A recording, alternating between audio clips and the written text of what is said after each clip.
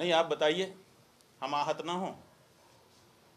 अगर हम अपने सचिव, हमारा सचिव है, मान लो सचिव माने सचिव कहो चाहे मंत्री कहो, एक ही होता है, और हमारा जो मुख्य सचिव है उसको हम प्राइम मिनिस्टर घोषित कर दें, उनको चोट लगेगी कि नहीं लगेगी? जो राजनीतिक शब्दावली है अगर उसको हम अपने यहाँ लगा दें तो उनको चोट लगेगी। तो जब धार्मिक शब्दावली है उसको वो लगाएंगे तो हमको चोट नहीं लगेगी। तीर्थ का मतलब क्या होता है?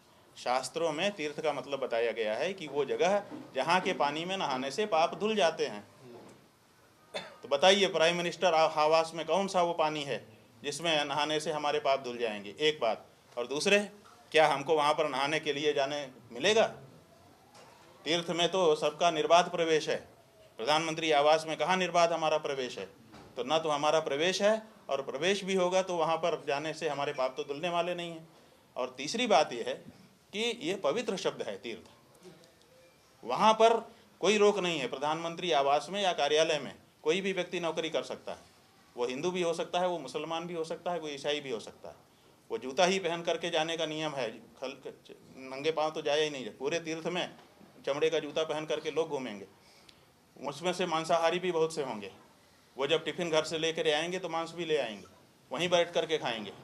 आप तीर्थ शब्द का मजाक उड़ा रहे हो, हम क्यों ये परमिट करें? आपके पास शब्दावली नहीं है, आपके पास राजभाषा विभाग है, देश के जाने कितने लोगों को उसमें आपने भर रखा है। आप राजभाषा विभाग से बोलिए, वो कोई शब्द आपको अच्छा सा चुन करके बताए। जो हमारा धार्मिक शब्द है, उस धार्मिक शब्द की अर्थ में विकृति लाने का अधिकार हम अपने देश के किसी भी राजनेता को नहीं देते हैं, किसी भी सरकार को नहीं देते हैं। तो हमने उनको पत्र लिखा है और इस पर हम प्रोटेस्ट करेंगे। ये नहीं हो सकता है कि प्रधानमंत्री कार्यालय जहाँ साम दाम दंड भेद हो रहा है, जहाँ पर षड्यंत्र हो रहे हैं, जहाँ पर तरह तरह की ऐसी योजनाएं बनाई जा रही हैं, जहाँ पर इस तरह से धर्म विरुद्ध व्यवहार है, वहाँ कैसे तीर्थ शब्द का प्रयोग होगा?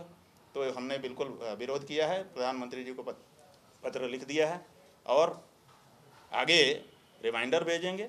अगर आवश्यकता पड़ी तो हम न्यायालय भी जाएंगे, जनता के बीच में भी जाएंगे, लेकिन हम ये स्वीकार नहीं करते हैं। देखिए, चुप रह जाने से फिर और आगे बात बढ़ेगी, फिर और आगे बात बढ़ेगी, कोई भी अपने आप को कुछ भी घोषित कर लेगा। तो ये कहीं तो इसको रोकना पड़ेगा। और जब प्रधानमंत्री के स्तर पर कोई बात होती है, कोई छोटा मोटा कोई कर दे तो उतना ध्यान नहीं देते हैं, लेकिन ये तो प्रधानमंत्री के स्तर पर हो रही है, और भारत में तो राष्ट्रपति से भी ज़्यादा प्रधानमंत्री का प्रभाव है। तो ऐसी परिस्थिति में इसका मतलब है कि राष्ट्र का सर्वोच्च स्थान इस तरह की चेष्टा कर रहा है जो कि धर्म को क्षति पहुंचाने वाली है, तीर्थ शब्द के अर्थ में विकृति लाने वाली है।